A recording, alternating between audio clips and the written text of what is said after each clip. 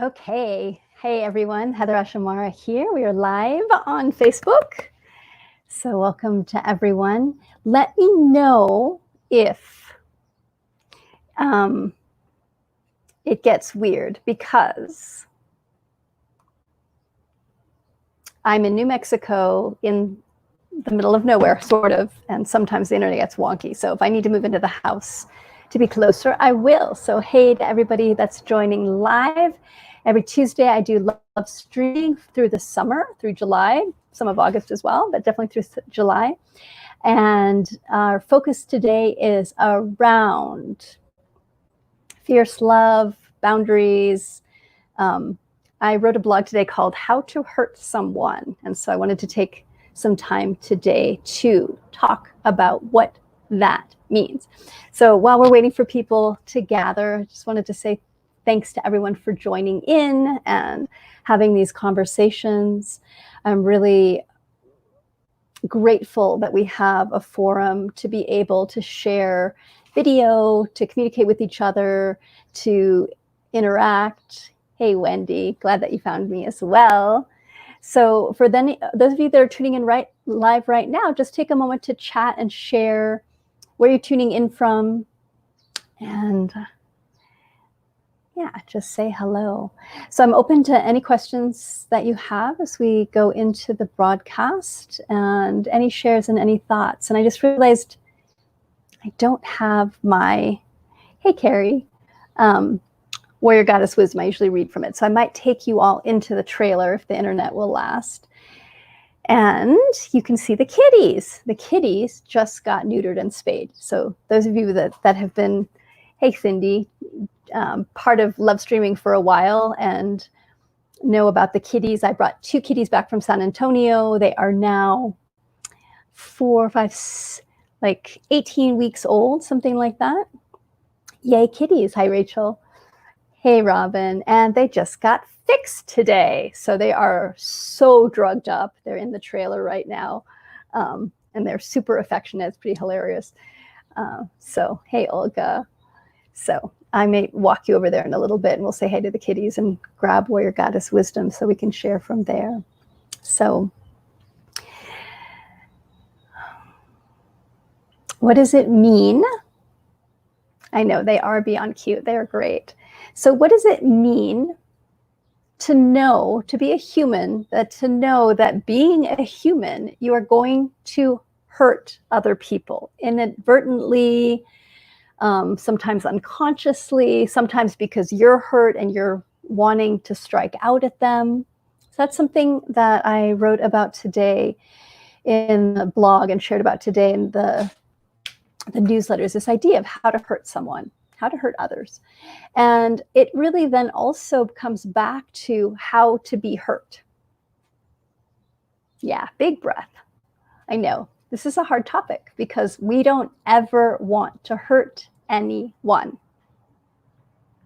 We just don't.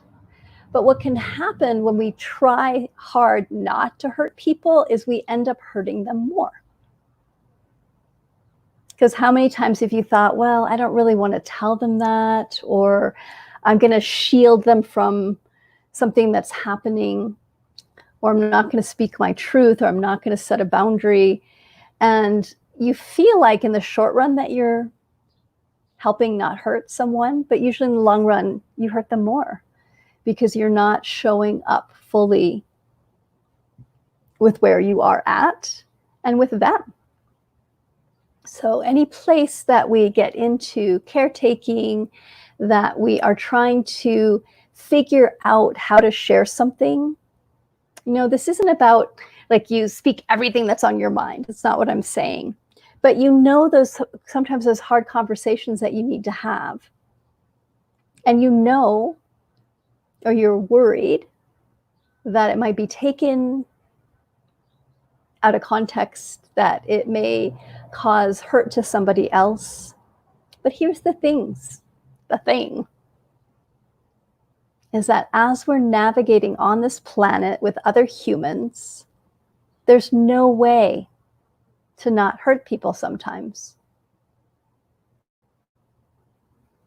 when you are present and are able to show up with people and breathe and know and feel with them what they're feeling, then you can navigate it. And it brings more intimacy. It brings more presence. But it doesn't mean it's easy. So, what are your experiences? My phone is ringing, so let me turn my phone off really quick. Oh, I can do it from here. Yes. Bye-bye. What are your thoughts or your experiences around having hard conversations, around places where you have withheld your own truth in order to not hurt somebody, but then it backfired? Where are the places too that you understand that living open-heartedly with other humans, you're going to get hurt sometimes. It's just part of it. It's part of it. And we can think, I can avoid this, I can not have this experience. But my belief is that when we're living that way, that we're closed down.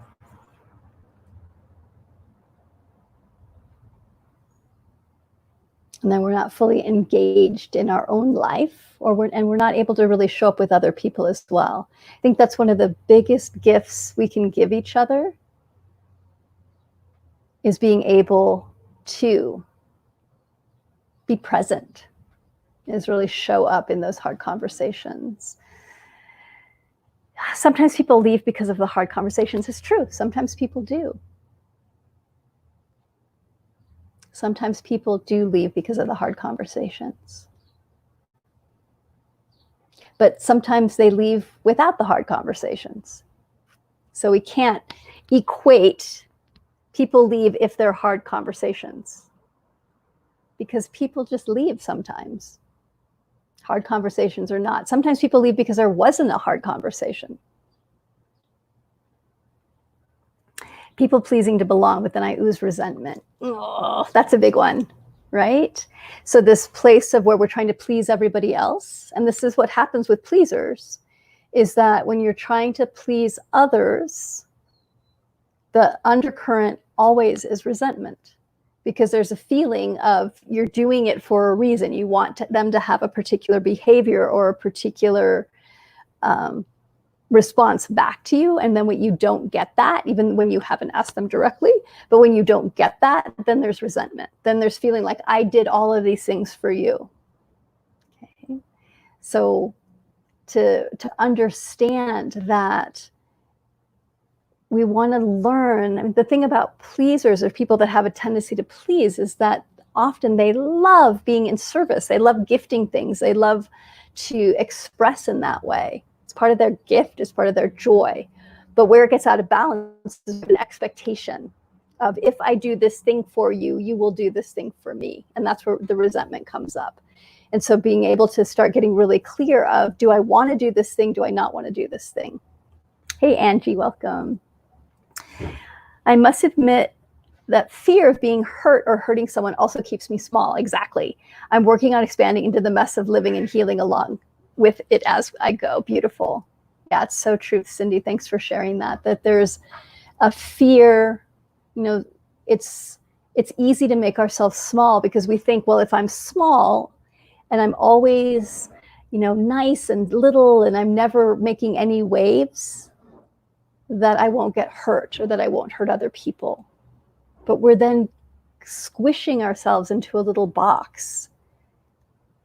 We're living our life from, I must be nice, instead of really fully living our lives. And like you said, knowing it's going to be messy sometimes, and that we'll clean it as we go along. Hi, Lynn. Sometimes I forget that doing the work won't repel pain and hurt. Yeah. In fact, feel them even more deeply, because now I won't avoid the unpleasant feelings. Yeah. And sometimes, and that's something on a spiritual path or a healing path, is we hope of, like, I can gain all these tools and do all this work, and then I won't get hurt anymore. But what I found is this, that when I do get hurt, I feel it really deeply, and I'm able to then release it. much faster to clear it. And so it may be, you know, this sharp pain in the moment, and then there's the unweaving of the story that gets attached to it. And there's this opening, this heart opening that allows me to be even more present and more unconditional with myself and with the person that I'm interacting with. When we're busy avoiding the pain and the hurts, we get more and more numb. And we also are moving away from things that we love. That we're in this place of being driven by our fear of not hurting or not hurting others. And that's what narrows our life down. That's what actually ends up hurting us in the long run, is avoiding our own hurt. It's so much better to just go, yep, I'm going to have human experiences and I'm going to get hurt sometime. And I'm willing to put myself out over and over again. And that doesn't mean abuse. You know, I'm not talking about abuse or being in relationship with narcissists, someone who has narcissistic tendencies, that you just go, well, I'm just going to keep putting myself in being a punching bag. That it's really about realizing that in the normal course of any relationship that has depth and intimacy, that there's going to be places where you get hurt, where you feel dropped, where you feel not seen, where you feel vulnerable. And that you use those times, not of like, I have to make sure that never happens again, but of like, what did I learn and how do I self-soothe and how do I hold myself?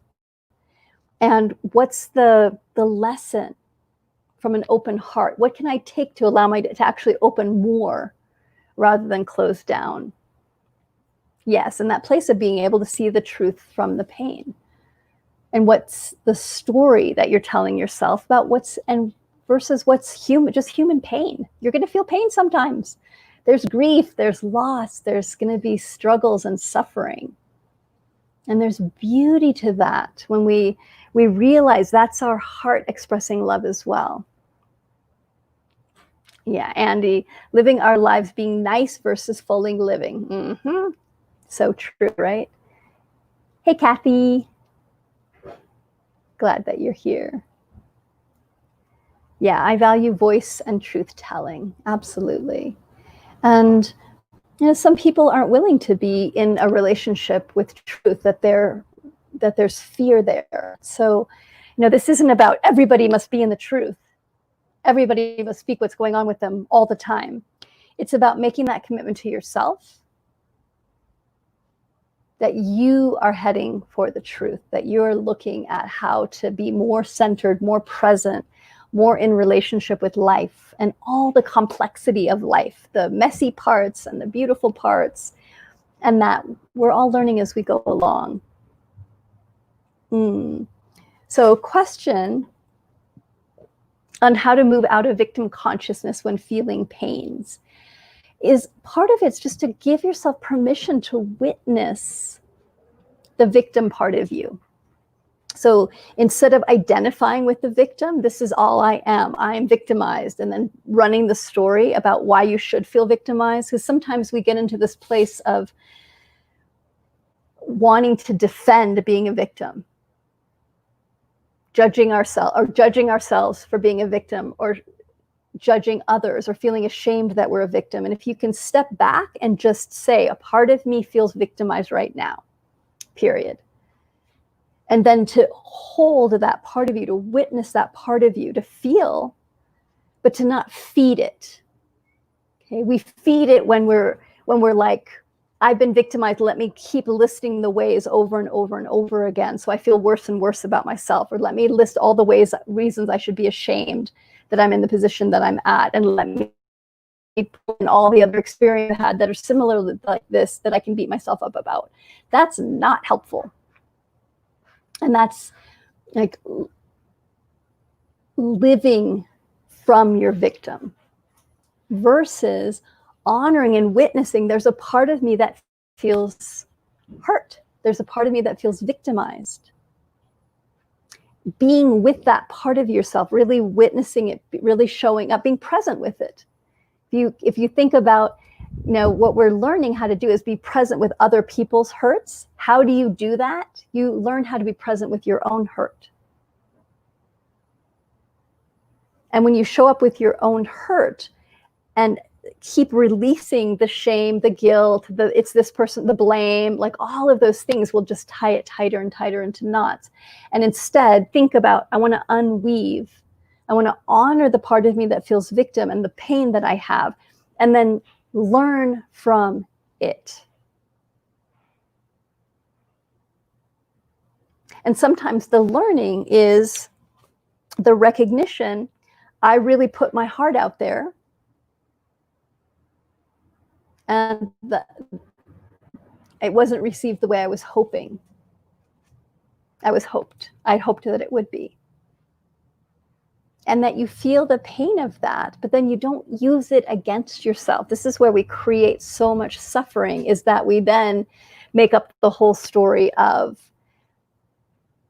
I'm not good enough, that's why I got hurt, or it's their fault in this way. And if we can keep clearing all of that away to come back to our choice to keep loving, our choice to keep opening, and to learn. So sometimes you look back and you realize, oh, there were warning signs, or there were insights that I ignored, or there was intuition that I ignored. And sometimes you just realize, like, I was completely broadsided with that one. So often we're being victimized, we feel victimized by somebody else's experiences because we take it really personally, that they did this kind of on purpose to hurt us. And so often other people are just really clueless and really unconscious about the ramifications of their behaviors. And there's a way, this comes back into boundaries, that we get to look at, do I need to set a boundary from love of myself? What does that look like? That's what I'm really learning how to anchor into my body and to share, is learning how to make boundaries from unconditional love. That we're able to say, nope, that doesn't work for me. Here's the line. Here's what my boundary is. But that there isn't this whole energy of anger or blame or it's their fault. It's just like, nope, here's the line. But we have to give ourselves permission to know what the boundary is, to listen to ourselves, to know what's going on, and to get ourselves to keep stepping out of the blame and the shame while we nurture ourselves, while we hold ourselves through our own hurt. And when we lovingly show up with ourselves and take our hands, like our own hand, and move through our hurt together, it's really what we're doing with ourselves, is like, hi, sweetheart, you're feeling hurt, you're feeling victimized, you're feeling scared. Let me show up with you, with that part of myself that's feeling scared and hurt, and let's see, what do you need? Let's walk through this together to the healing on the other side. Lana, I let a client go who wouldn't respect my boundaries and can feel his pain, the feeling of being rejected, and ignited old feelings I had of being rejected. Keeping my heart open helped me to sort out his emotions from mine, beautiful, and see my stories and what was actually true. My victim stance or feeling guilty was so clear. I learned so much and didn't judge myself. Really powerful and healing experience, beautiful. And that's it, it's the sorting. And that we can stay in love even when we make hard decisions. We can stay in love even when we make hard boundaries. And we don't have to take on somebody else's emotion, but we also don't have to block it. Like, we can get really hardened of like, well, I'm just going to do whatever I want to, and it's your issue if you're upset by it. And there's a balance here of knowing you're going to have impact on other people. And can you be with their pain without taking it on? Can you be with their pain and their hurt and witness it without taking it on? Without feeling like you have to carry it, but that you're present with it. It's a huge gift. Yeah. I'm learning to set boundaries from love and self-respect. It's so life-changing. It is. And we learn as we go along. You know, that's the truth. We learn as we have to be willing to make mistakes and learn from them and try again. So I don't know if you guys can hear the noise in the background, which is a nail gun. My sweetie is making a shed for me for the land. It's very exciting. So that's what that sound is. So what else? What other questions do you have or thoughts? It's not an easy topic, but I love talking about hard topics because that's what helps us grow the most. You know, that we're not avoiding. I got an email today from somebody just talking about the shamanism stuff that I just completed, and how grateful they were that a lot of the conversations were deep, hard conversations. They weren't about everything's great. They were, here's some challenges, but there's also so much joy that we can continue to bring through in the challenges as well. So any other shares, thoughts, questions?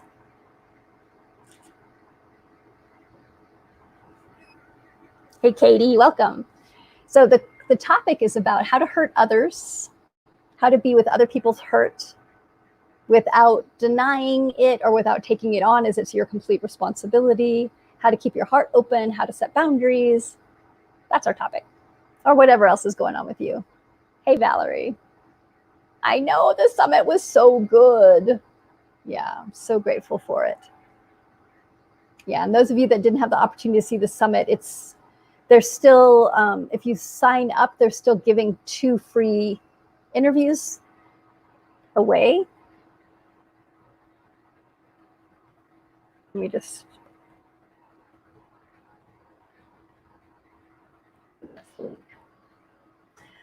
I love this topic. I was doing whatever I wanted because my husband was doing the same.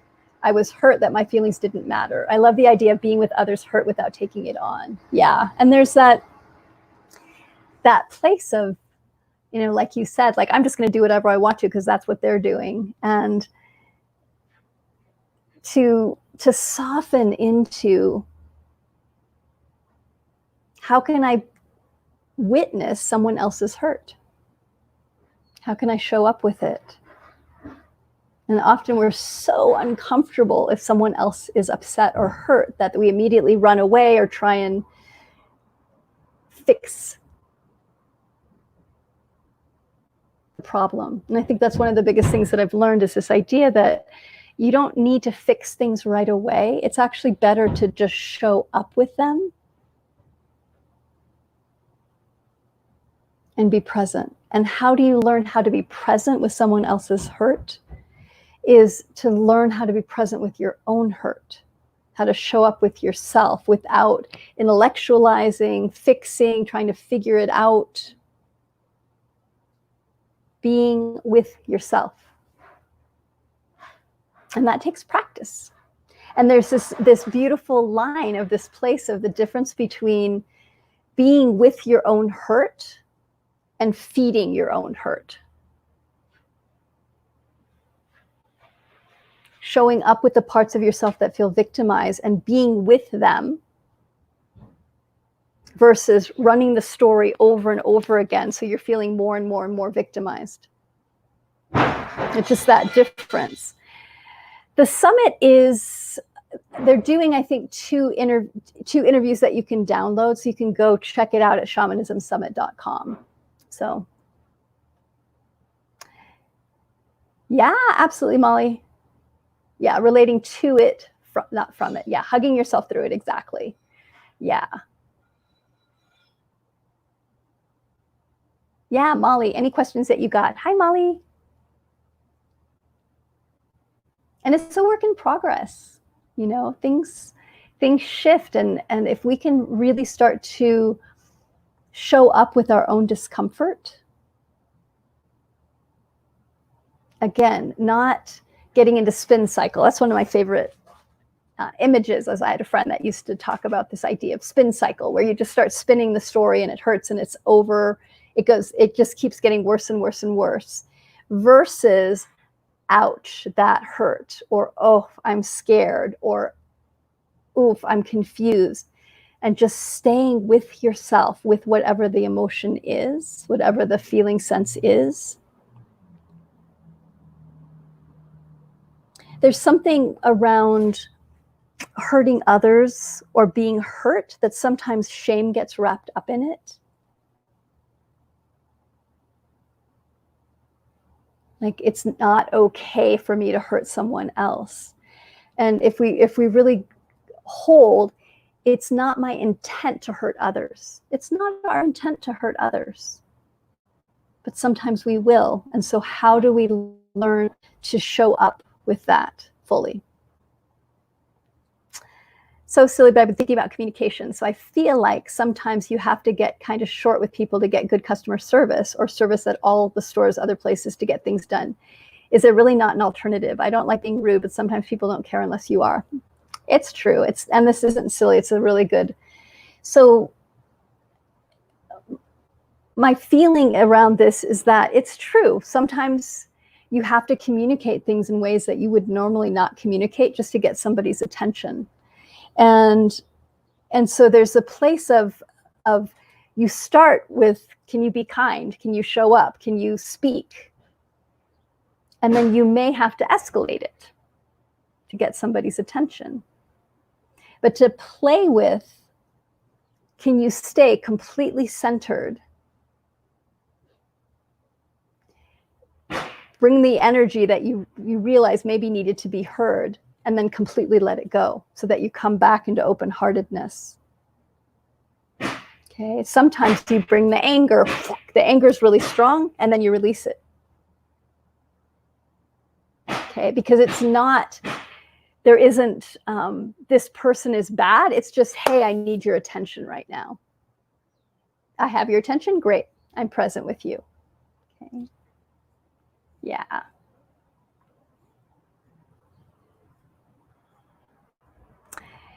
Yes. So Taylor writes, that's quite the distinction. I go into fixing and figuring out what I'm feeling rather than questioning if I'm feeding it versus feeling it. A lot of shame and energy is spent. Yeah. And I've just found it to be so helpful, like physical. Put your hand on your heart, feel your hand on your belly, take a breath. Hi, sweetie, what are you feeling? Feel it rather feeding it. It's a great way to put it. Just let yourself feel it without making the story, without bringing all the shame in. Just like, ouch, yes, that happened, or that hurt, or I think I just hurt somebody.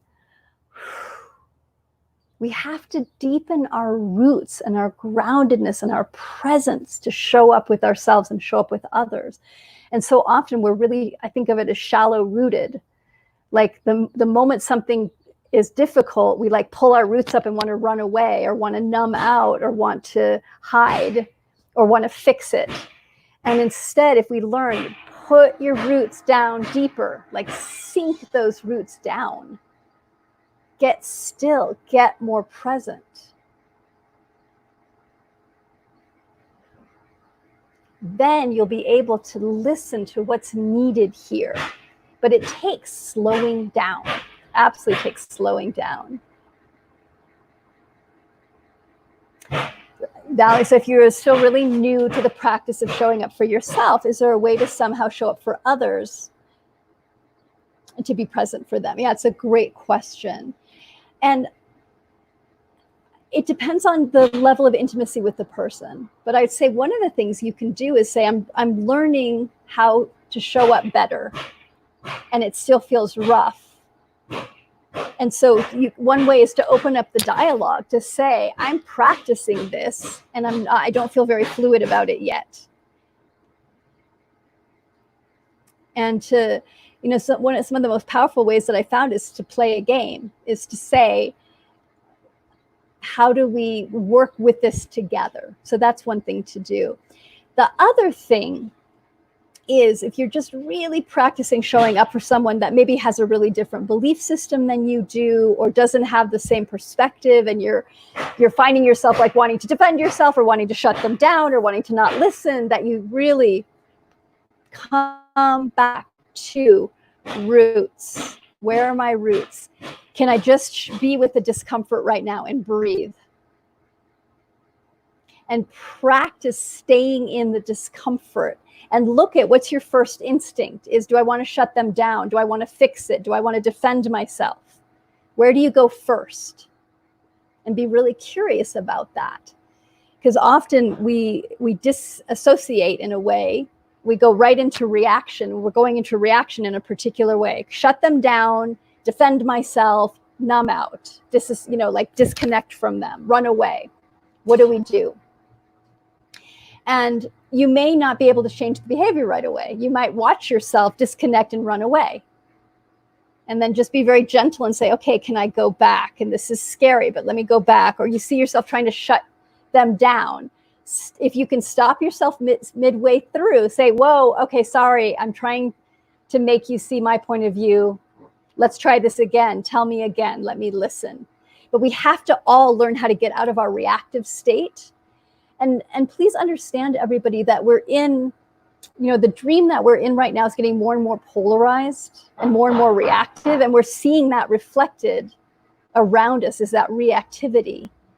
And it takes a lot to go against the grain, kind of, like to not go into defense immediately, to not go into shutting someone out or down, to not go into feeling ashamed because we just made a mistake, but to stay with the discomfort and open our heart and breathe, roots. That can help. So I hope that helps a little bit. Hey, Molly, I'm trying to figure out how to tell an acquaintance that I'd like to move forward on buying property with a friend and not her. I don't want to hurt her, but I can tell she isn't in the same place. So I'm feeling like a mean little girl. Yeah. Rejecting her energy and don't want to communicate that. An open invitation for anyone to look at the property, but she isn't the best fit. Yeah, so breathing. Hey, Lee. Yay, hi, Lee. I love it. The great quick internal question to ask oneself, does this really matter? Really? That is a great question always. Yes. All right, so, and I'm sure many of you can relate to this, to the question that Molly has, which is that you have something that you're working, that you want to craft, that you've opened up, that you've invited people in, and then you're realizing, oh, this particular person isn't a good fit. Okay, or this isn't going to work the way I thought it was going to work. So what I always recommend is that you start by being vulnerable with what your tenderness is. And so to go up to this person and to say, I know I did this open call for people to be in the land, and as I've really deepened into it, I'm realizing that there's a particular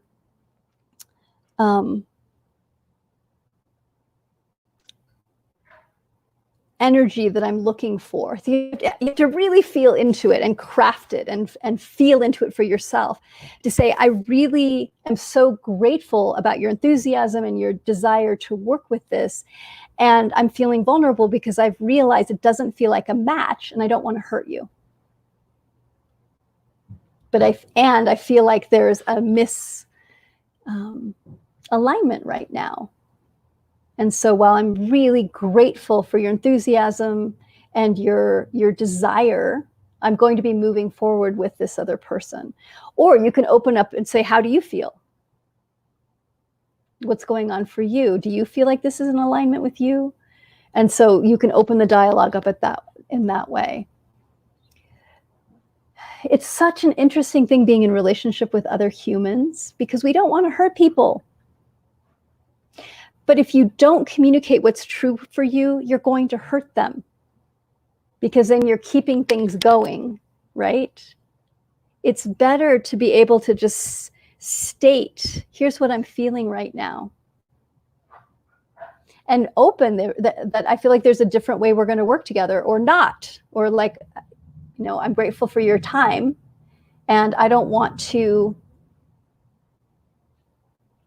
keep leading you on knowing that it doesn't feel like a match right now for me.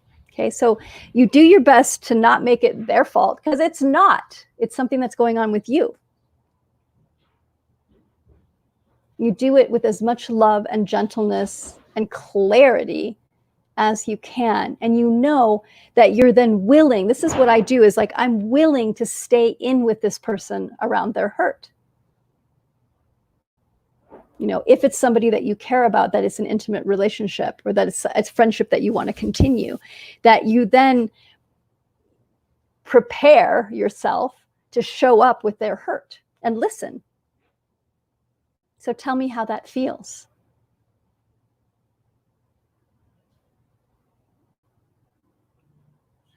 And you can run through all your worst case scenarios, but really, you never know how somebody's going to respond. But you showing up with love, they may be able to receive it and they may not. That's true as well.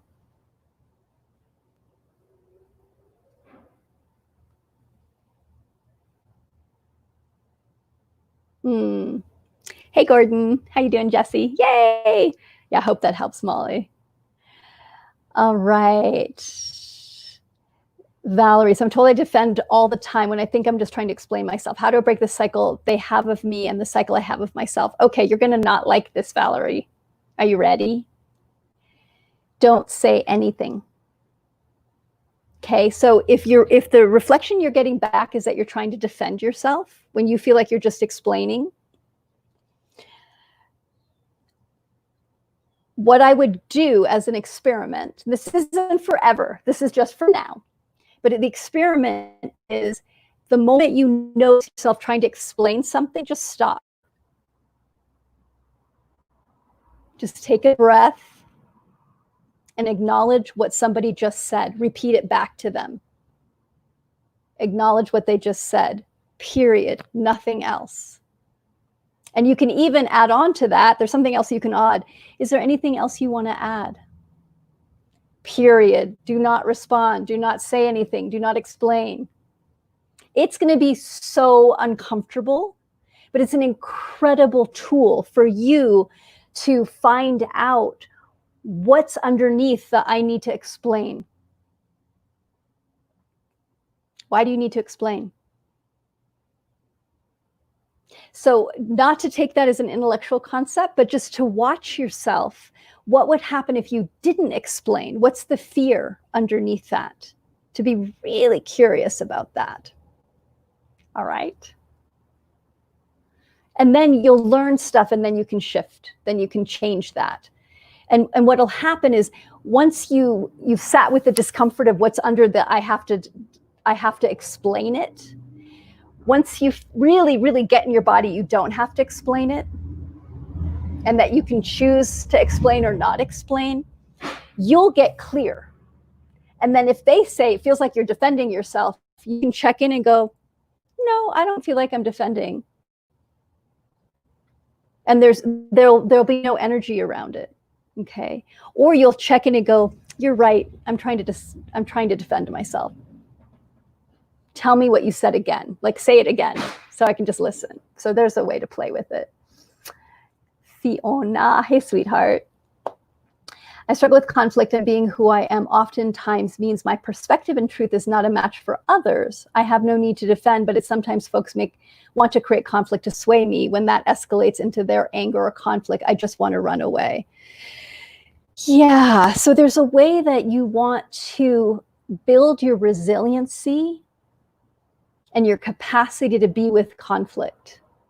And that doesn't mean you put yourself in conflict constantly, but you understand when other people are escalating conflict, if you can stay present and calm, and you're not doing this, and you're also not running away. Because here's what happens often in terms of conflict with humans. Is conflict happens, and we either start building, like we bounce off of each other because we're explaining or defending, or like we're trying to show our point of view. Boom, it gets really fiery. And we've all had that experience, right? Where you're in conflict with somebody and it gets more and more and more intense, and it doesn't resolve. When both people are triggered, this is huge. When both people are triggered, nothing's going to get resolved. It's just not. It's very difficult, almost impossible to resolve things when both people are triggered. Okay, exacerbates, okay? But, and also, what's one of the biggest triggers that we have as humans is being abandoned. So if somebody's going into conflict with you and you run away, they're going to try and chase you to share their point of view, okay? But if you can learn to get super centered, it's not easy, but to get super centered, they bring the conflict in and you stay neutral. And you stay neutral. What'll happen is they'll try and build it for a while, and because there's nothing playing with them, they'll end up de-escalating. Okay, I learned this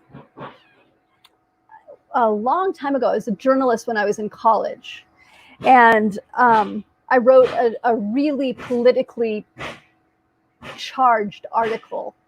And I was going to write on both sides. So on one side, I was going to write about one political point of view, and then the next day I was going to write about the other political point of view. And somebody came in to the newsroom, which never happened, but somebody came into the newsroom and was like, I need to speak to Heather. My name at the time was Heather Gaudette. I need to speak to Heather.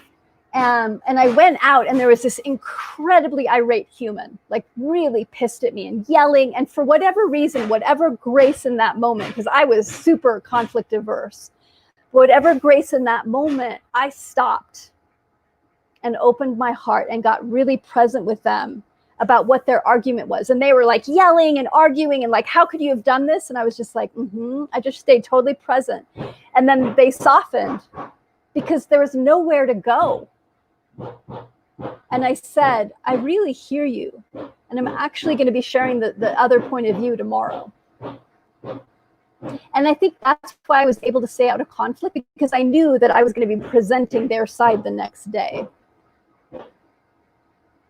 But that was a huge revelation for me of, oh, if I don't engage, if I don't run away or run into the fire, but if I watch the fire, if I witness this person's anger and this person's fire, and if I stay earth, this is one way to put it, if I stay earth and present, they'll come meet me if they're able to. So, love the part of you that wants to run away and keep encouraging yourself to deepen. We have very little skill in learning how to be in relationship with conflict. That's just really true. So we're all learning. Okay, so that you stay calm, but that your boundaries are not strong enough to not let their fire burn me. So here's something that you can practice then. So you've got the piece of staying calm. So there's two things I'm going to invite you to do. You ready? All right. So the one thing is, take energy with love and do that, like really breathe it out and imagine that you're creating a container for yourself so you're not taking their anger on. Okay, you're just going to do this, and it'll take practice, but that grounding and fire walk. So the calm that you have, because I know that, the calm that you have when you're with a fire that's really, really fierce, that you remember how Sue at the time taught us to go into the fire, to like she was talking about, like, you bring your energy in so close that you can go in and you can come back out again. And there's a way that I'm about to say two things, but you can feel which works for you. Of either you're expanding to hold so that the energy can't come in, or you're pulling yourself in so that the fire can't reach you. Okay, so play with whichever visual works better for you. They're doing the same thing, they're just slightly different visuals. And sometimes the only way you can de-escalate a conflict is by meeting their fire for a moment. It's the same, somebody said earlier that sometimes the only way they feel they can get customer service is to get rude. That sometimes in order to be heard, yeah, I can feel like the pulling in, but sometimes what you want to do is then pull in, hold, and then see, do you need to meet them for a moment so they feel met at their same level of fire? But you're not believing the story. It's more, you're just choosing to meet them, to raise your voice, to say something, and then you completely de-escalate. And sometimes that will de-escalate them completely. So then what you want to check in, Fiona, is that is the fear, if I raise my energy, if I raise my voice or raise my energy, what's going to happen? What's the fear? I'm a bad girl. It's going to get worse. They're going to annihilate me.